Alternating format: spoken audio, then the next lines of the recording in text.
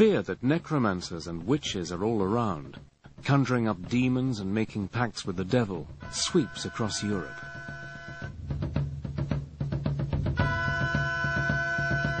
One of the first cases investigated by the Inquisition is in the Irish city of Kilkenny. In 1324, in a dispute over inheritance, one of the richest women in the town, Dame Alice Catala, is accused of witchcraft, heresy, and of having a demon lover called Robin. Alice Catala, a landowner in Kilkenny who had several husbands. So her stepchildren brought a charge against her that she'd poisoned her previous husbands in order to obtain the land. And she'd poisoned or killed them otherwise through witchcraft. Alice manages to escape to England. Her unfortunate servant, Petronella, is tortured and burned at the stake. The campaign against necromancers, sorcerers and witches lasts 300 years and kills between 60,000 and 300,000 people. The vast majority of the victims are women. Women were thought of as being more prone to the devil, more likely to sin, more likely to be led astray. They were also thought to be less intellectual than men. Women were seen as closer to animals. And part of this was that they were more susceptible to temptation, that they were more easily seduced by material gratification. As the Inquisition goes about its grisly business, rounding up suspects and interrogating them, many clerics and lay people worry that it's all guesswork. Perhaps they're missing even more witches than they're finding. But how can you tell who is one of Satan's helpers? What you need is a standard test. In 1486, two German Dominican monks publish a textbook for inquisitors called Malleus Maleficarum, the Hammer of Witches. The book contains a clever catch-22. Not only is witchcraft heresy, not believing in witches is heresy as well. Malleus Maleficarum was the manual, the how to get rid of all these demonic fleas that had infested a human being. It was a book of what witches were, what witches did.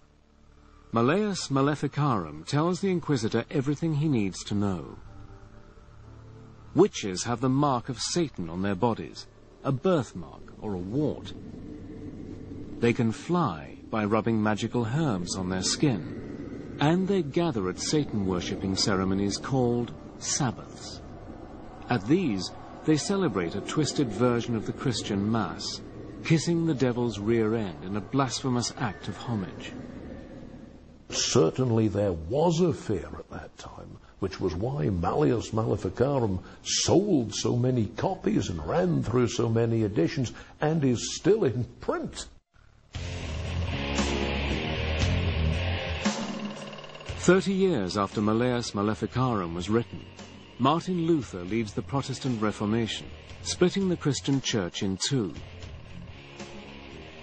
Each faction, Protestant and Catholic, claims the other is in league with the evil one.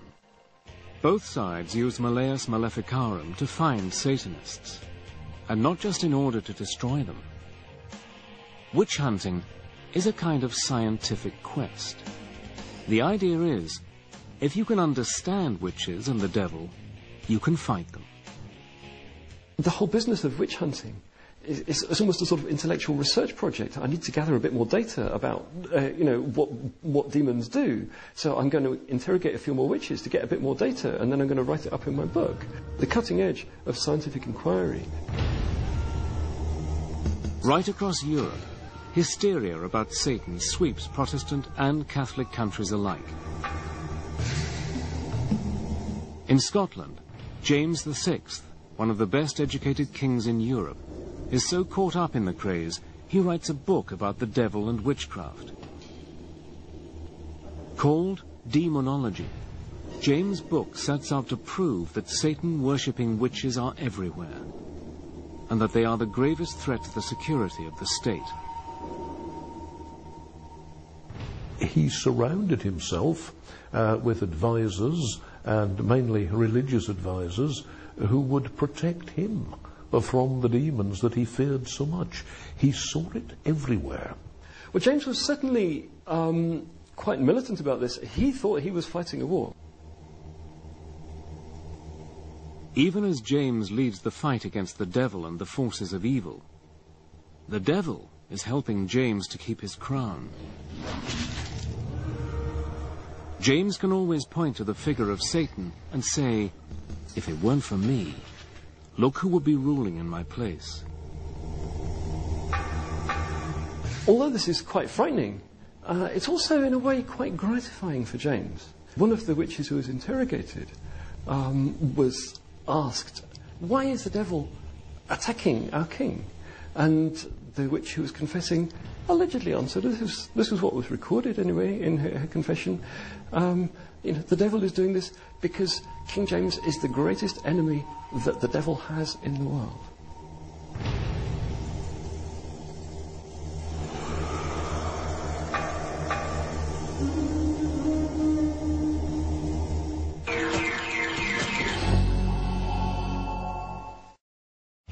When the New World of the Americas is colonized by Europeans, the devil travels with them. The Puritan colonists who arrived from England in the late 1600s are strong believers in the power of Satan. They're convinced that everyone who isn't a Puritan is controlled by the devil, and that women are especially susceptible to Satan's powers. They had established what might be called Puritan communities, and were looking to build a great example for the rest of Christendom. If you were enjoying yourself, or if a group of you were singing or dancing or having a drink, then those who were opposed to that kind of fun were quite certain that Satan was filling the glasses for you. In 1688 in Boston, an Irish laundrywoman called Mary Glover is accused of bewitching the children of one of her customers. Proof of her pact with the devil includes several rag dolls found in her house. Mary Glover was Irish and a servant. Her first language was Gaelic, and one of the tests to prove that you weren't a witch was to speak the Lord's Prayer. The linguistic difficulties meant that she couldn't speak the Lord's Prayer without, as they saw it, blaspheming. She was hanged as a witch in 1688.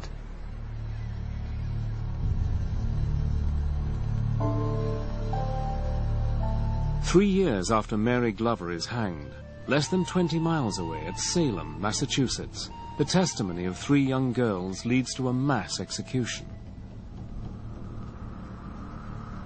Some of the children were said to be possessed by spirits sent from the witches. And so when they were standing witness, they were performing being possessed. In the Salem witch hunt, 150 people are arrested. 19 men and women are hung or crushed to death. 17 others die in prison. In an ironic twist to the story, the Salem jury later apologized, blaming the devil for their mistake.